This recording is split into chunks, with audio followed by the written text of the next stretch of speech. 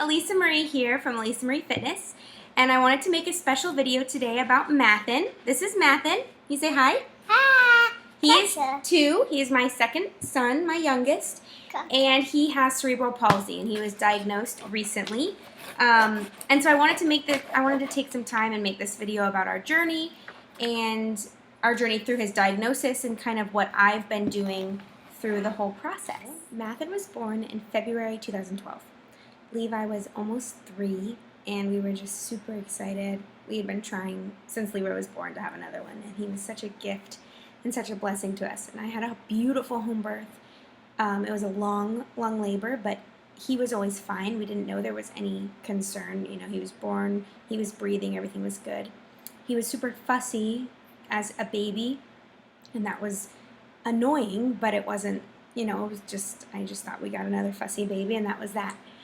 And then he started showing some delays throughout. I mean, he was a little slow to roll over, slow to crawl, but he was bigger. He was very, very big. So, you know, everyone just said he's lazy and he's just chubby, and that's okay. So when we really knew there was concern, I had felt there was concern a long time before, but when it became undeniable is when he at 10 months was still not crawling, and then when he did start to army crawl, he kept his left leg completely straight. He wouldn't use it, and that was really worrisome. And then right when we were starting to be like, okay, this is not normal, he got up on his hands and knees and crawled like normal. Overnight, like nothing had happened. It was right like a week before his first birthday. So we thought, okay, so he's slow, but he is hitting the milestones, just late. And then his feet went in pretty far, like very flat-footed when he would stand, and he wasn't able to stand alone. He didn't pull himself up for a long time. And when he would walk with a walker, it was very wrong. Something was wrong. But still, people kept telling us it was okay. He was just a little delayed. He would get there.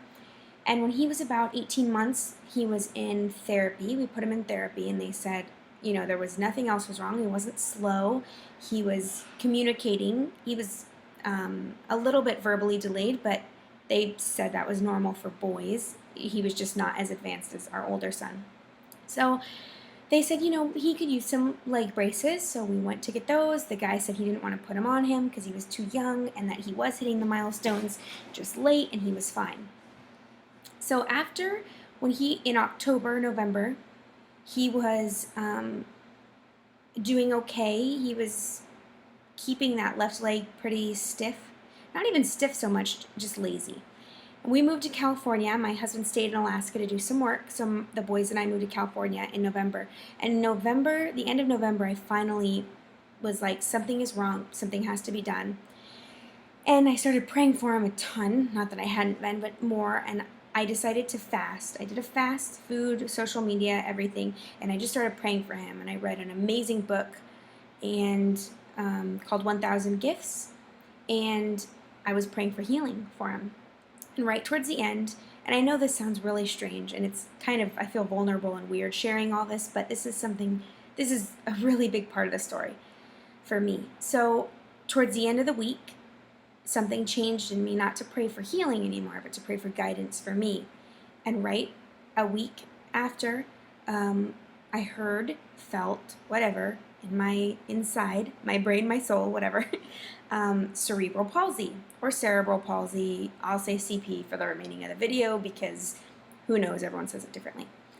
And I had no idea what that was. I'd never looked into it. I didn't know anything about it. So I typed it in, and I was a wreck. I knew right away that that's what it was. I saw a video on YouTube of another little boy's journey, and I was just like snot, bawling my eyes out, trying to get a hold of my husband. He wasn't answering, and he answered, and I told him, and he'd always been like very positive about everything, and I was the negative one.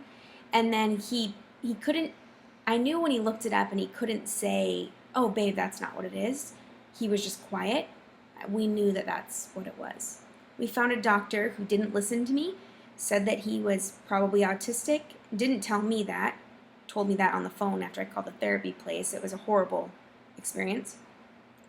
And so I found a neurologist on my own. And at this point, moms, I just want to tell you something. When nobody listens to you, at some point you have to do everything on your own, and that's what I'm learning, what I've learned, and I'm continuing to learn. So I found a neurologist who would take us without a referral. She was awesome.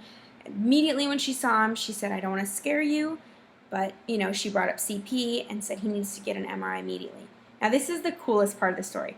So my husband was flying in for only 5 days, and I made these appointments while he was here because I wanted him to be there with me. He was really mad because his flight got delayed, the weather was crazy, and so then it shortened his flight. Well, because of that, they let him extend his flight one day. He was supposed to fly out on Friday, so then it changed to Saturday.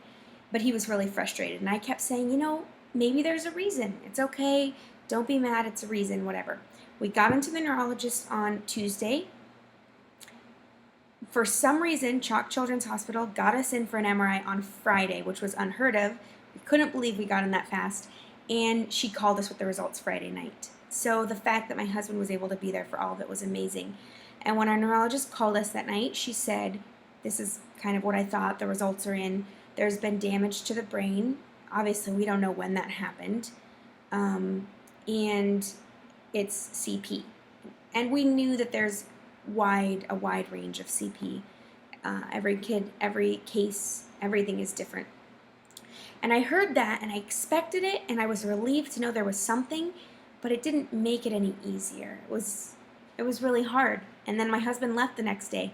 So learning and coping is not necessarily the right word, but coping, I guess, with it, accepting it, realizing that it doesn't change him, he's my son and we love him and he's awesome. It's just another part of our story. And I didn't know what that meant, and it's been, it's frustrating at times, mainly because I'm frustrated for him. And when he's trying to move and he can't verbalize what he's trying to do, and he's frustrated and he throws a fit and he's like grabbing his legs because he can't walk and show me, that's hard. And the reason I wanted to share this story was to encourage people out there who Google search or YouTube search toddlers or babies with delays, because that's what I did, and that's how I really found out that this is what it was. But I also wanted to share because I'm a coach, health and fitness coach, and I tell all my challengers and I tell my team that you have to have a why. What keeps you motivated, and why do you get up every day and do what you do? And so people kept asking me, how do you do it? And I'm not super mom, I'm not special. I just got up every morning, and what kept me going, which sounds really silly and it might even sound superficial, but I hope you don't take it that way, is working out and being healthy. That's what kept me going, because that's part of our routine. And I wanted to encourage you guys with that, because it's not easy. This is not who I was 2 years ago. 2 years ago, I was battling severe postpartum depression, which, wasn't helped by the fact that he was so fussy. And I didn't follow through with anything in my life, and I hated working out, and I hated being healthy. And then I made the commitment to do it, and that's what started our journey. And so I really wanted to share that with you, because I'm all about being transparent, and I like sharing where I'm at, that it's hard. Every day is hard. Some days are harder than others, and I get frustrated, and I get angry, and I wonder, why him? Why does he have to experience that? And now I'm realizing it's just another part of our story. It's another part of our journey, and I want to share that with you guys to encourage you. And for moms who have children who have a difference, a disability, or something special about them, to share your story and be open and transparent with that, because we're all here for each other, and we're here to support each other and encourage each other. And you can do it.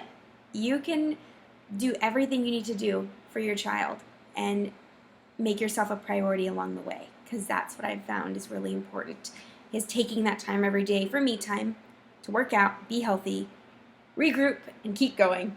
Even if that means getting interrupted by the boys, it's worth it. So I wanted to share that with you guys. I hope that's helpful. And if you're interested in any of my other videos or my massive transformation video that's more about my health and fitness journey, then you can check out the link below. I hope he doesn't fall down for anything. Uh-oh. Uh-oh. He's kind of wobbly. Good job, Mathen. I